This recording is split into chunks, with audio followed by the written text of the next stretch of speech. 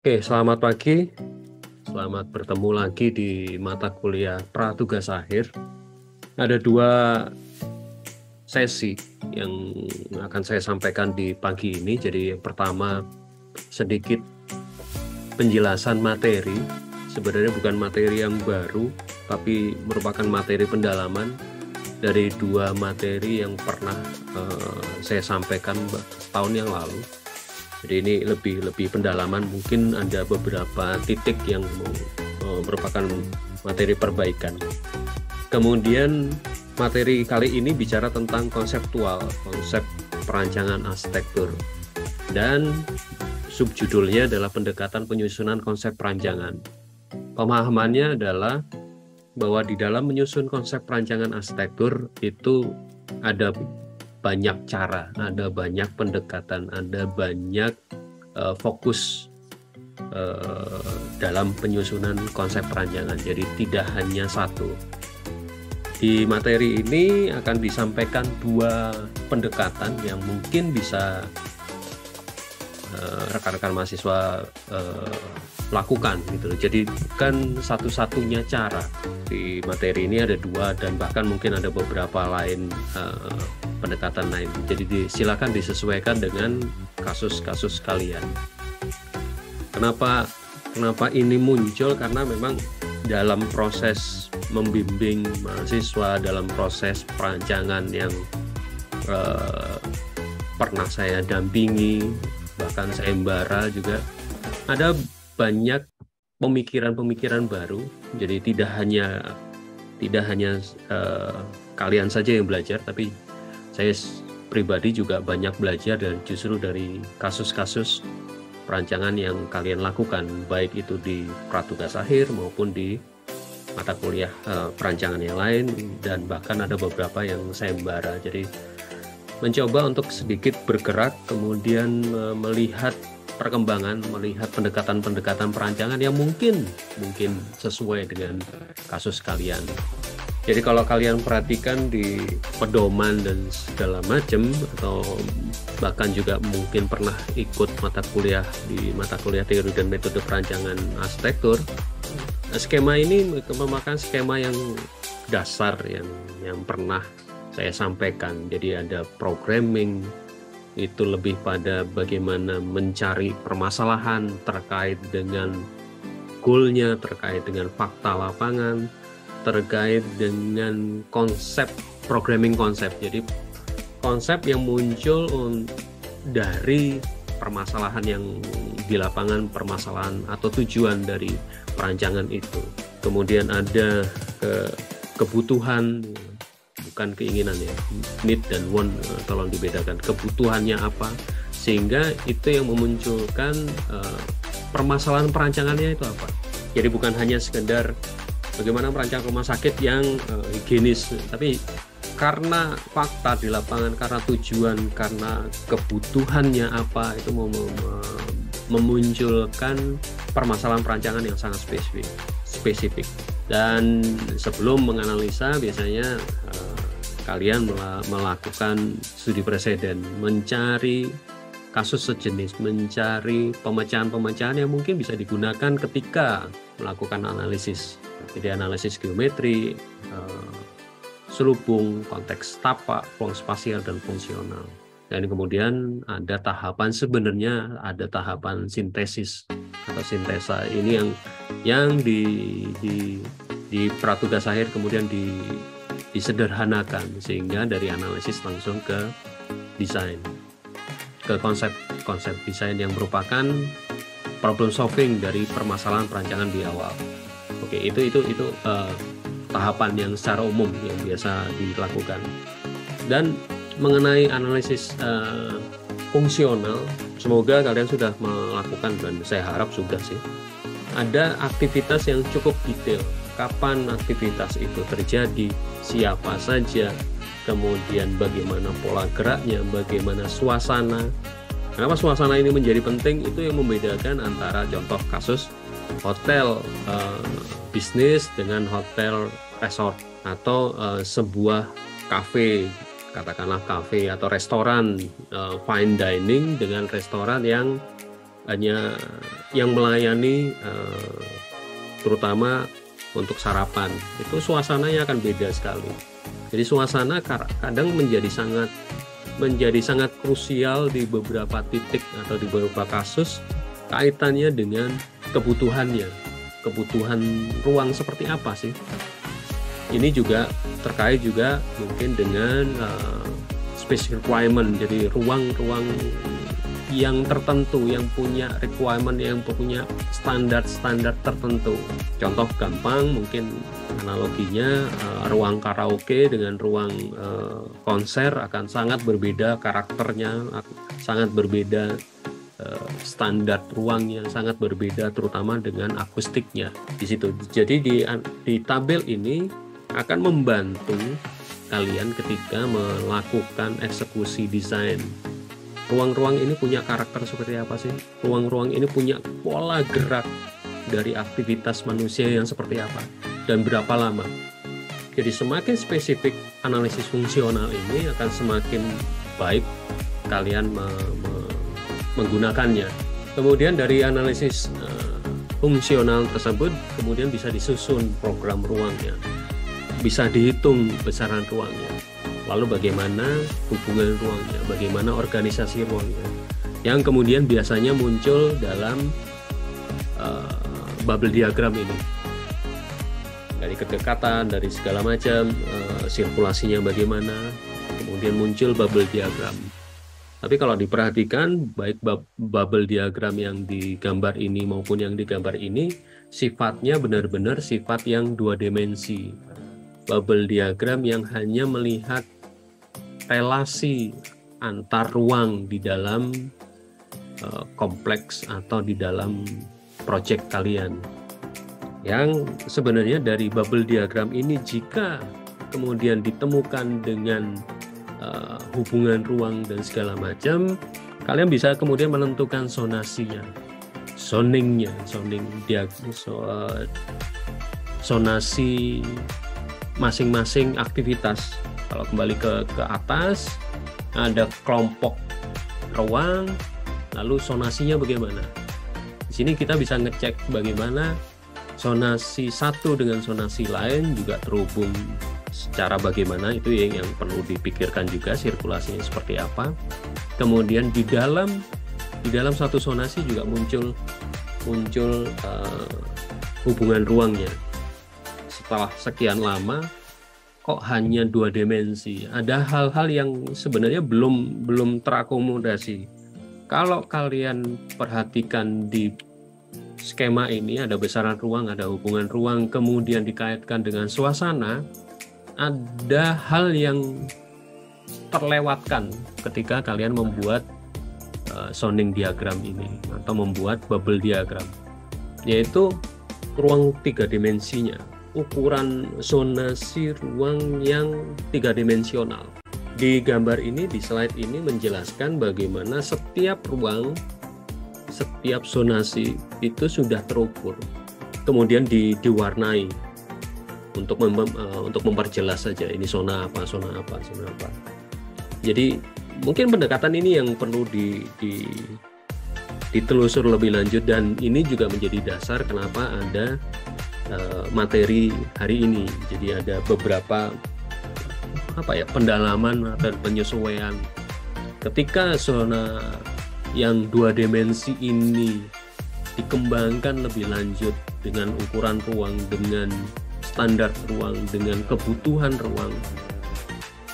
Ini sebenarnya bisa menjadi bubble diagram, bukan bubble diagram lagi, zonasi yang terukur baik secara horizontal maupun vertikal. Jadi ada pendekatan lain, yaitu menggunakan zoning diagram ini menjadi zoning diagram yang tiga dimensi. Itu yang menjadi dasar. Kemudian saya berpikir kayaknya bisa dikembangkan lebih lanjut. Ini pendekatan pertama. Jadi ada pendekatan pertama yang kemudian bisa digunakan. Semoga bisa digunakan juga untuk proyek-proyek kalian. Jadi dari analisis spasial ini kalian bisa menyusun zonasi horizontal dan zonasi vertikal dan terukur.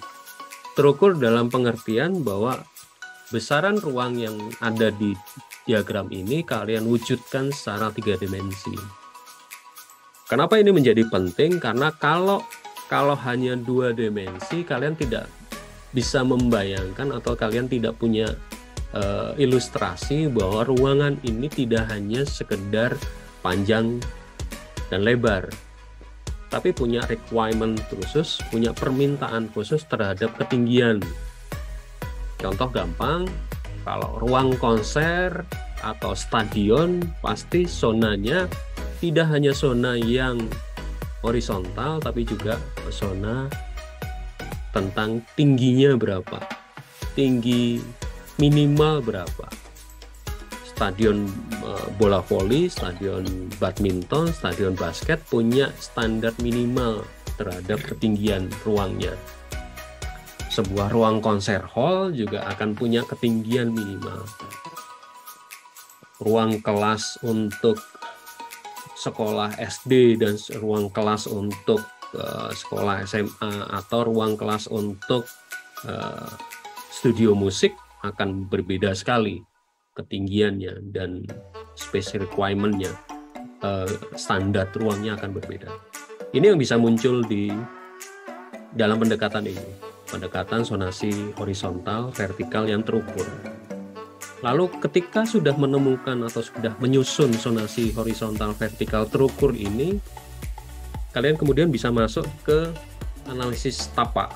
Ini contoh aja. Analisis tapak seperti ini, ada kontur dan segala macam, diandaikan lah sebagai sebuah tapak yang terukur, kaitannya dengan peraturan dan segala macam sudah kalian bereskan peraturannya sehingga punya satu lahan yang mungkin atau bisa dibangun. Lalu dengan zona terukur kaitannya dengan ini apa? Kaitannya adalah bisa enggak zonasi horizontal, vertikal, terukur ini dimasukkan ke dalam tapak yang berkontur tadi. Jadi responnya setelah analisis spasial, punya ukuran dan segala macam, dimasukkan ke dalam analisis tapak kaitannya dengan yang umpamanya yang berkontur ini. Jadi ada 2 pendekatan. Nanti pendekatan analisisnya, kalian melakukan analisis tapak itu berjenjang secara linear, jadi selesai analisis tapak, nanti ada analisis klimatologi dan selanjutnya.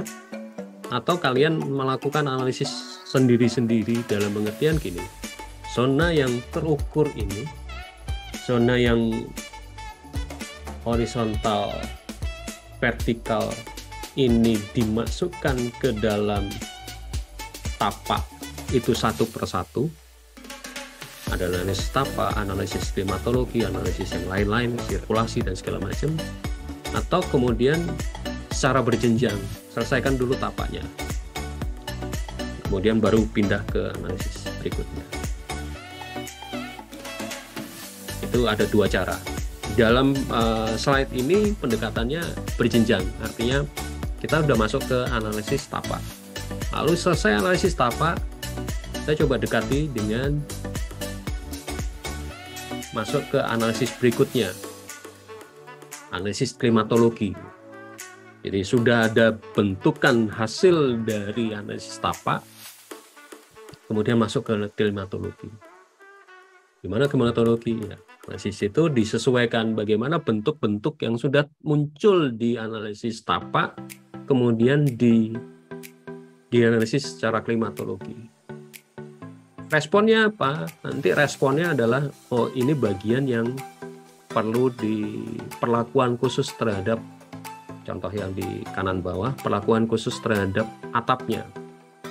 Atau ini bisa menjadi yang di kanan atas, ini bisa menjadi tangkapan terhadap angin, arah anginnya, sehingga fungsinya adalah untuk menyejukkan ruangan.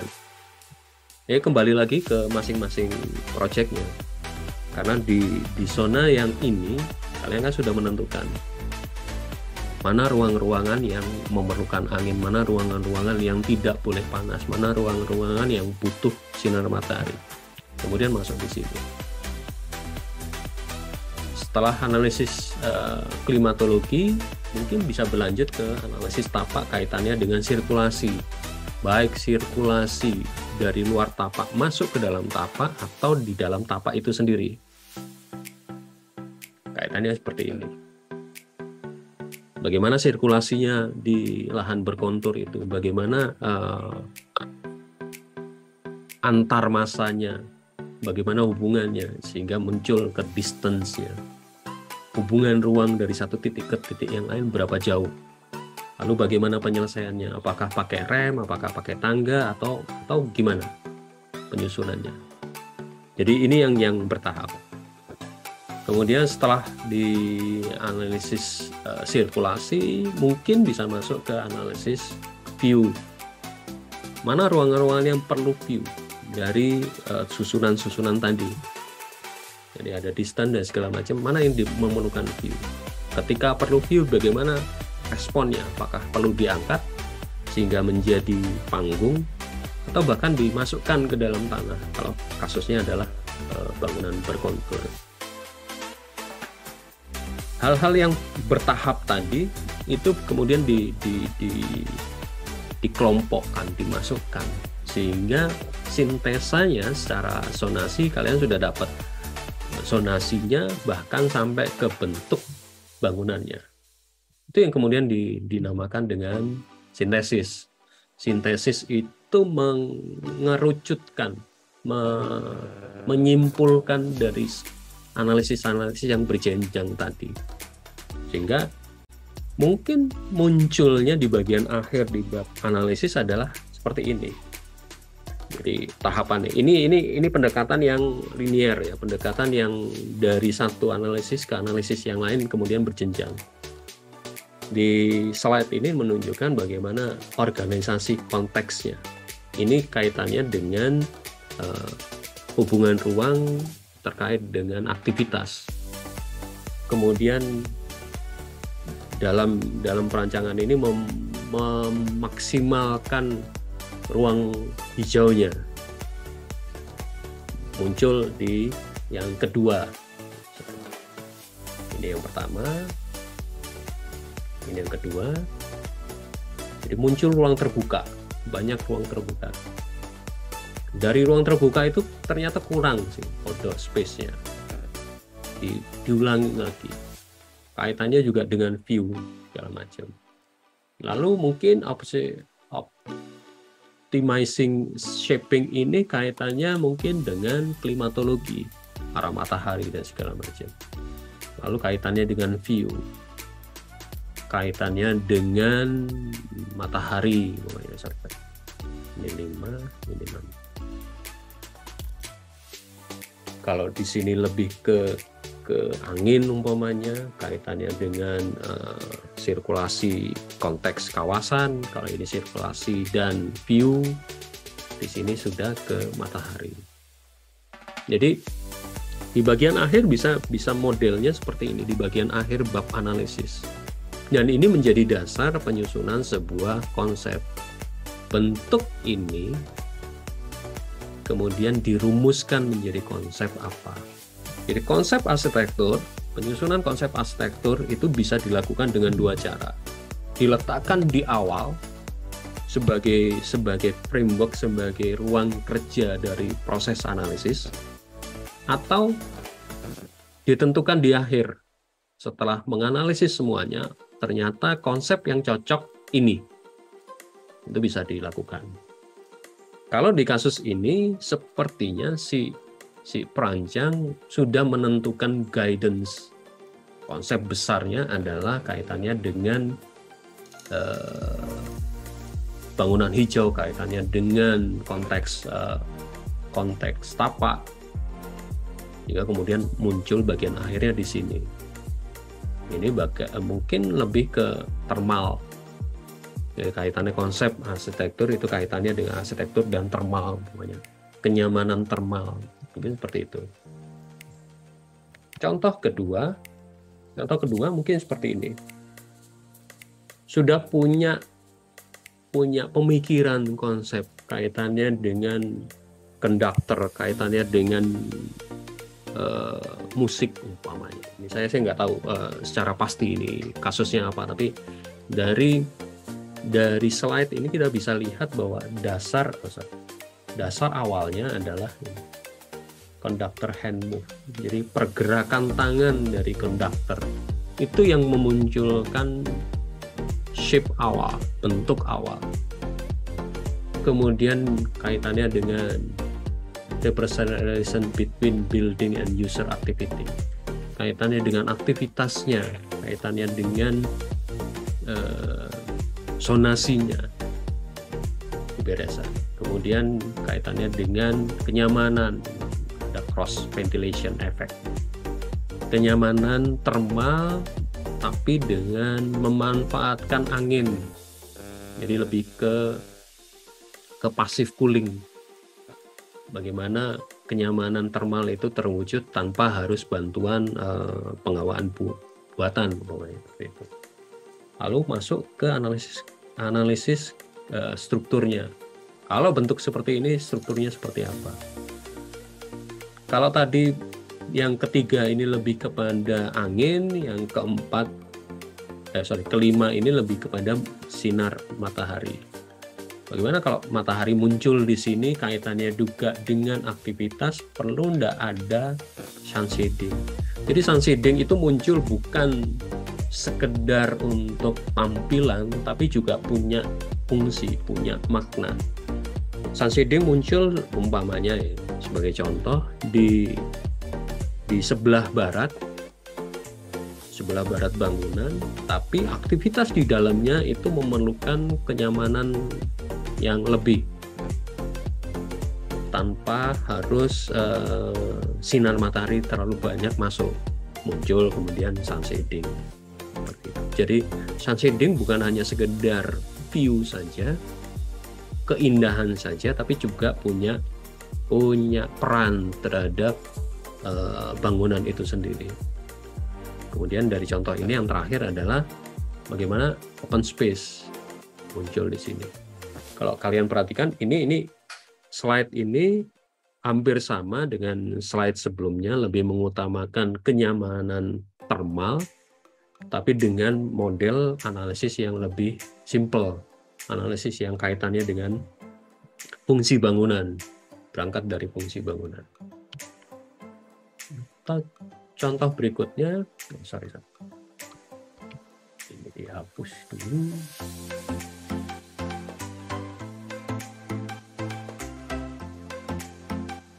Contoh berikutnya benar-benar melihat tapak. Oh, ada tapak seperti ini, konteks tapaknya seperti apa? Dia kemudian mundurkan. Jadi yang pertama dimundurkan supaya ada ruang terbuka di bagian depan. Kemudian melihat konteks kawasannya, neighborhood-nya di bagian kedua. Jadi supaya tidak menutupi dan segala macam, ada ruang terbuka segala macam. Lanjut, kemudian ada adaptasi programmingnya, kebutuhan aktivitasnya, kemudian dimunculkan kanopinya, ada ruang yang terbuka di bagian untuk penerima umpamanya. Sehingga kalau kalian perhatikan di contoh 1, 2, 3 ini benar-benar mengacu pada tapak. Pengolahannya benar-benar melihat tapaknya seperti apa. Lalu yang keempat ini jelas sekali bahwa berangkatnya dari bentuk ini, bentuk yang muncul dari tapak. Analisisnya analisis sesuai dengan kebutuhannya, analisis matahari, kenapa terbuka ke sekian lebar, karena ada pengaruh pembayangan dan segala macam, ada efek yang mau dimunculkan. Kalau kalian perhatikan sonasinya juga sudah tersusun di awal, lalu apa yang mau dimunculkan tergambar dari bentuk-bentuk ini, dan sampai ke sirkulasinya dipikirkan seperti apa hubungan ruang, ada pengikatnya. Bangunan ini merupakan pengikat dari masa-masa yang lain. Oke. Ini juga contoh sebuah bangunan yang berlandaskan pada tapak. Jadi bentukannya bukan lepas, meshingnya atau gubahan masanya itu bukan gubahan masa yang lepas dengan tapak. Jadi kekuatan analisis tapak sangat mempengaruhi bentukan bangunan. Seperti saya sampaikan tadi, konsep arsitekturalnya itu berangkat dari bagaimana menganalisis tapak dengan sangat detail. Itu pendekatan pertama. Ada pendekatan yang kedua. Pendekatan kedua ini mungkin agak lepas. Dia tidak melihat tapak. Dia sibuk bermain-main bentuk dulu. Apakah boleh? Boleh saja. Ini pendekatan lain. Jadi justru gubahan massa menjadi analisis di awal. Gubahan massa menjadi analisis yang pertama kali muncul. Ini juga mungkin bisa dikaitkan dengan konsep arsitektur yang diletakkan di awal. Jadi konsep arsitekturnya apa, kemudian gubahan massanya seperti apa. Baru setelah itu masuk ke analisis tapak, analisis klimatologi, analisis view dan segala macam untuk menyempurnakan prosesnya. Jadi kalau diperhatikan, pendekatan yang pertama lebih pada analisis atau penyusunan konsep yang berdasarkan analisis. Kalau yang pendekatan kedua ini konsepnya muncul dulu, gubahan massanya muncul dulu, baru masuk ke penyesuaian terhadap tapak. Contoh berikutnya juga ini. Kalau kalian perhatikan di sebelah kiri itu kalian pernah bermain-main ketika PA1 dan PA2. Bukan hal yang salah, jadi ada transformasi bentuk tanpa melihat tapak.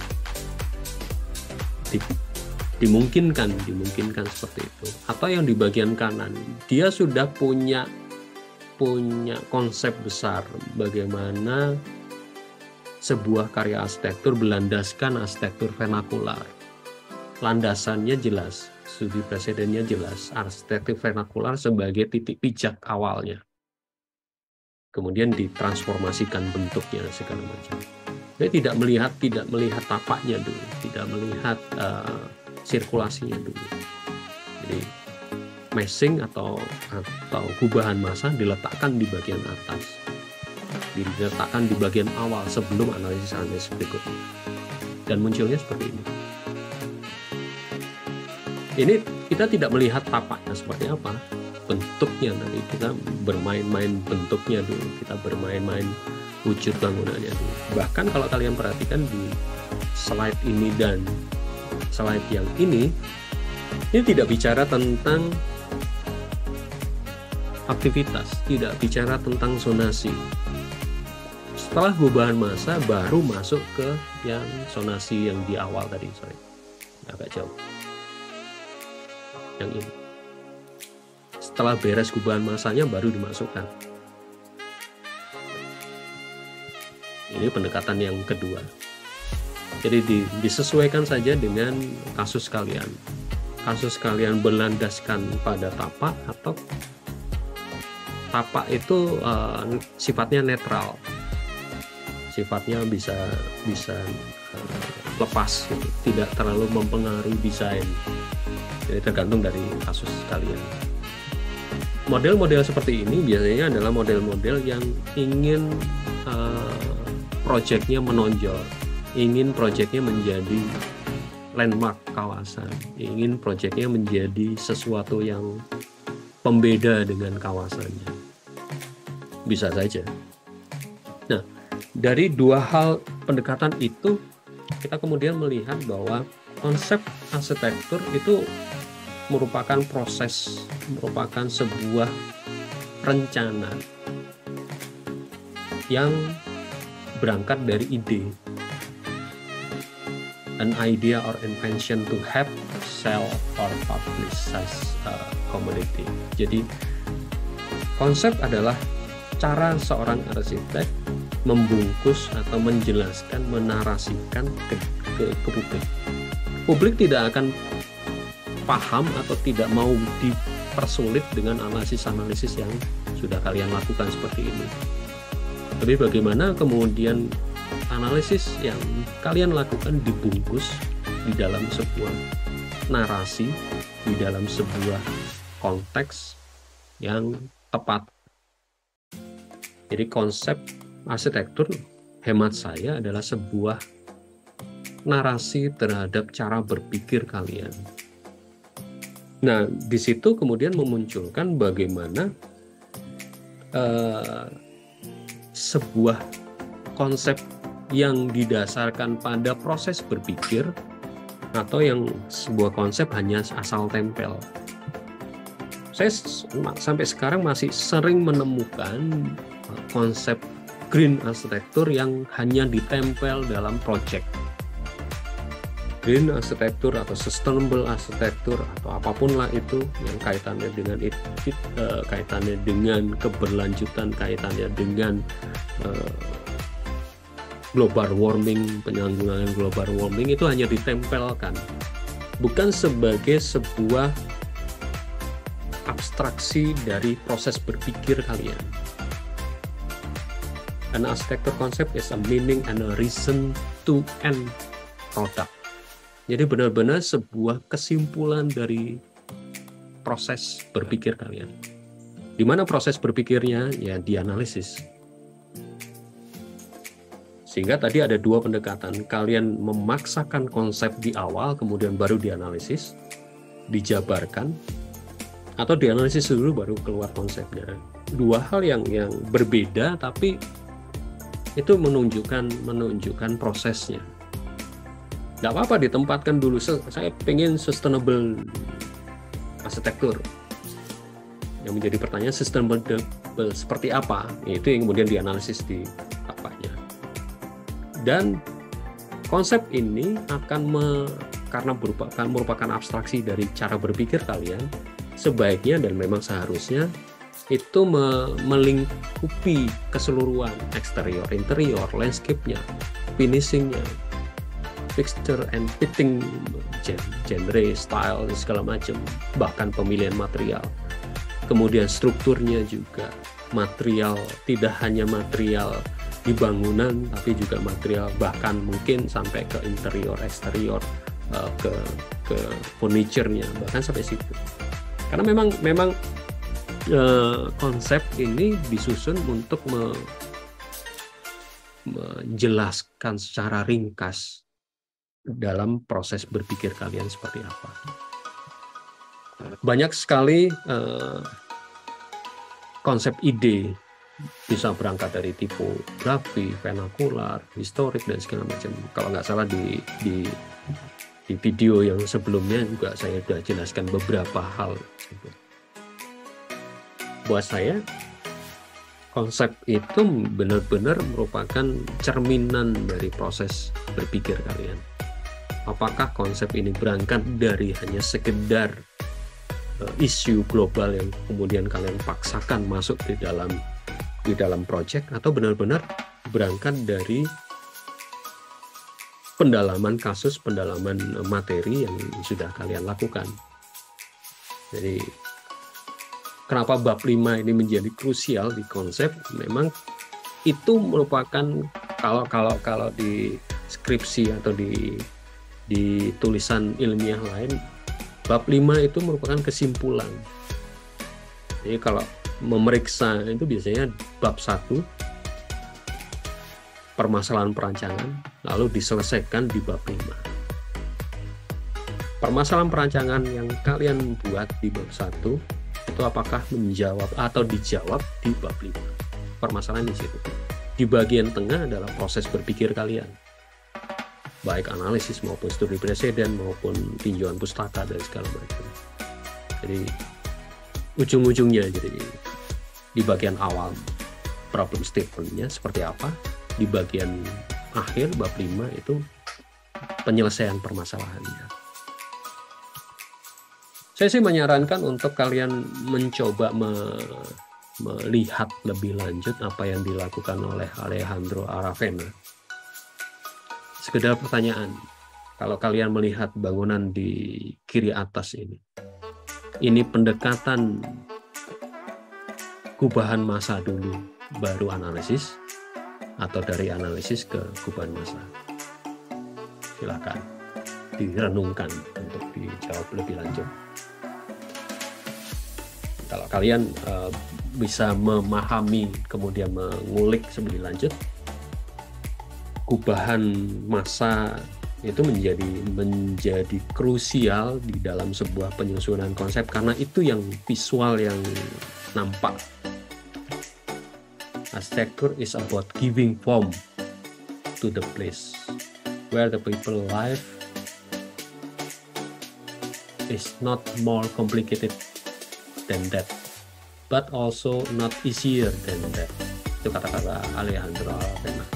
Architecture is about giving form to the place where the people live. Sama dengan ini, hanya memberi bentuk tempat manusia beraktivitas, atau kasarannya ya arsitektur adalah wadah aktivitas. Nah, penjabaran wadah aktivitas itu yang kemudian perlu analisis dan segala macam.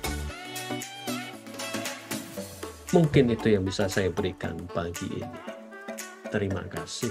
Saya stop share. Silakan kalau ada pertanyaan. Oke, silakan Adin. Yang mau ditanyakan?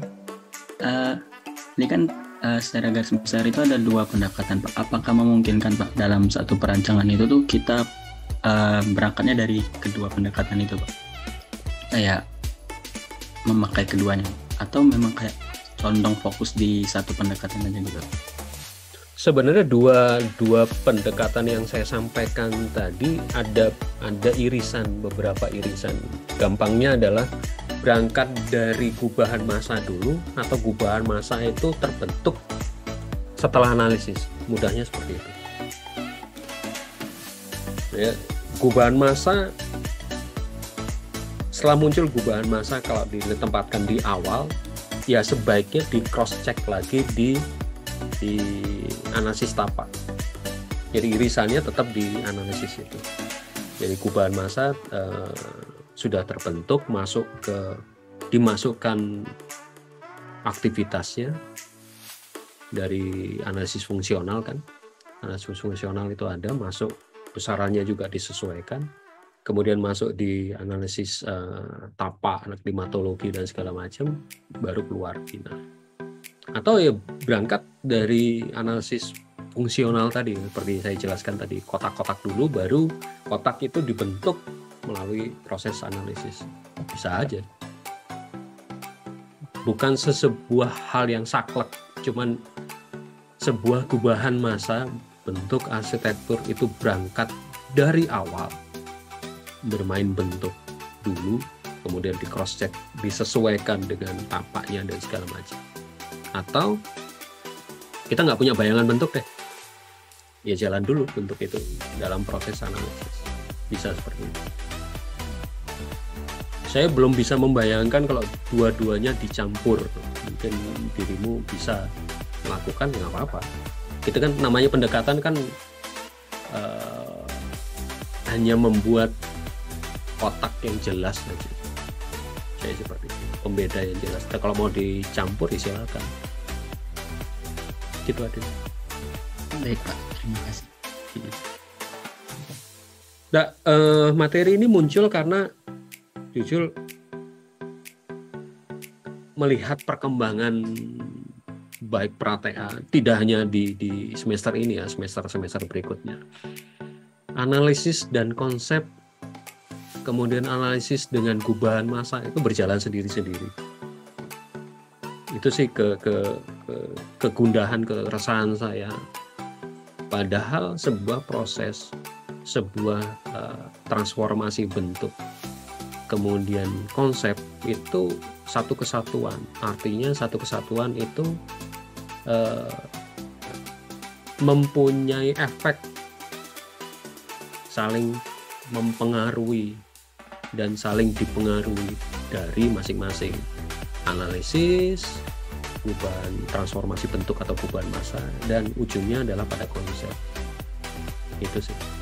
Di materi kali ini itu hanya ingin membuat jembatan dari masing-masing analisis, kemudian kaitannya juga dengan perubahan massa, ujungnya adalah produk terakhirnya adalah konsep perancangan. Karena sering terjadi analisis seperti itulah, matahari terbit di timur, terbenam di barat, terus nggak ada ngaruhnya di desainnya, tidak ada ngaruhnya, bahkan sampai zonasinya pun nggak berpengaruh. Hanya data saja, padahal kan judulnya analisis. Ada data, ada proses analisis, kemudian ada responnya seperti apa. Itu aja sih, mudahnya itu seperti itu. Oke, ada lagi? Pak, izin bertanya, Pak. Silakan, Mutiara. Saya izin off cam. Gak apa-apa. Jadi gini, Pak, buat kasus teat saya itu,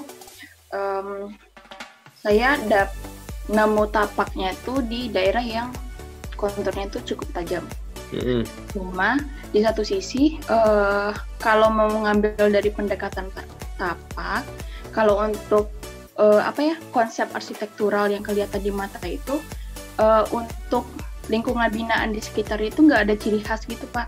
Jadi awalnya saya kan mencoba pendekatan yang tadi itu dari perkembangan massa gitu kan, Pak.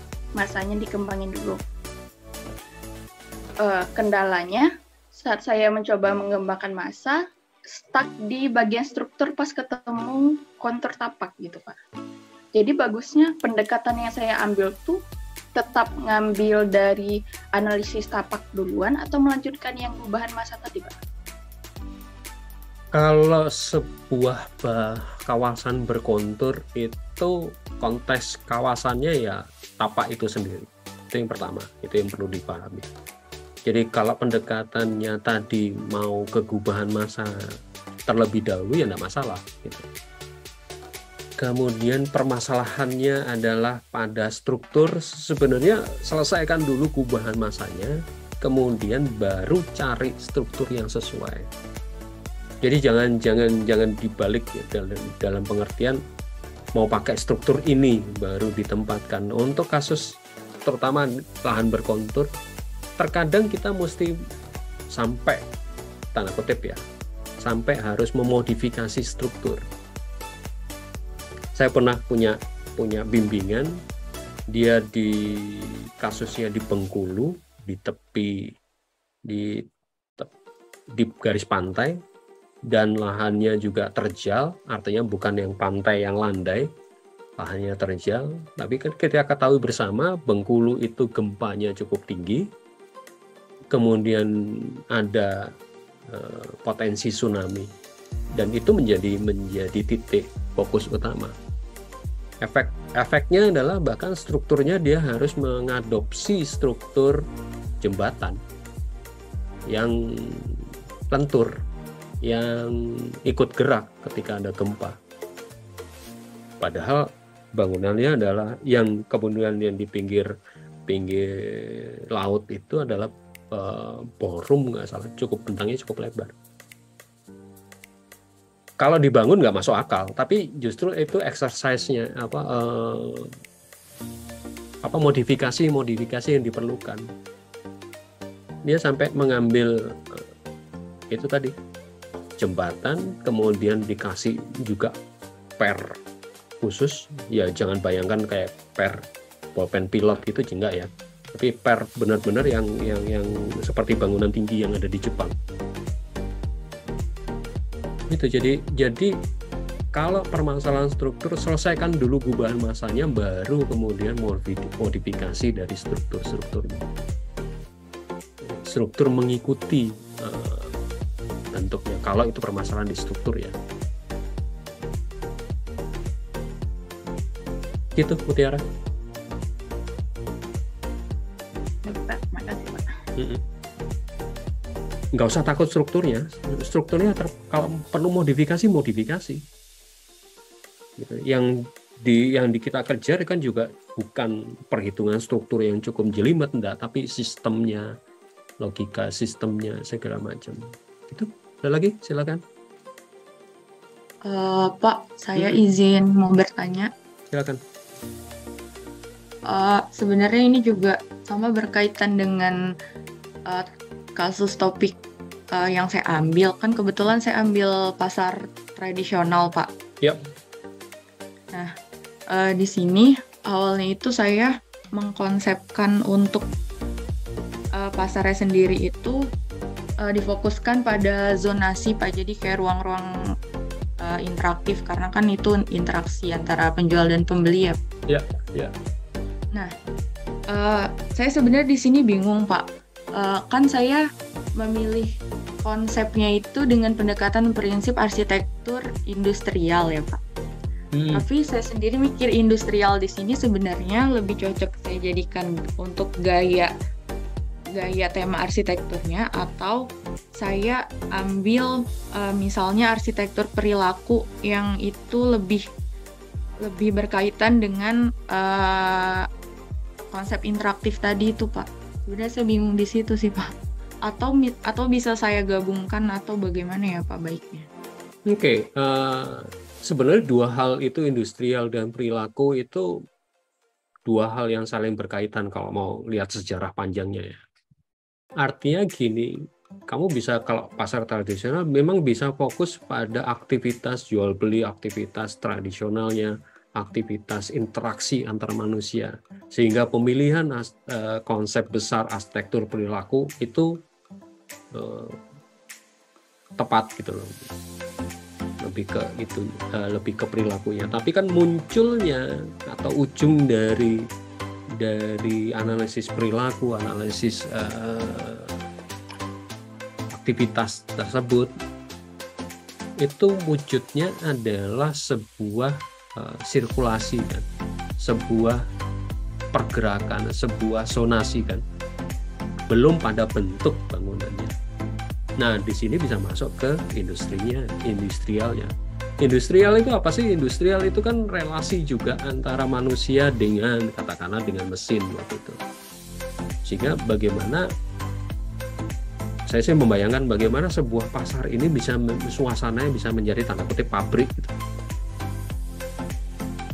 Pabrik itu kan benar-benar wadah aktivitas. Aktivitas manusianya ada, wujud bangunannya, wujud bangunan yang suasananya benar-benar untuk melindungi atau melingkupi atau mewadahi aktivitas tersebut.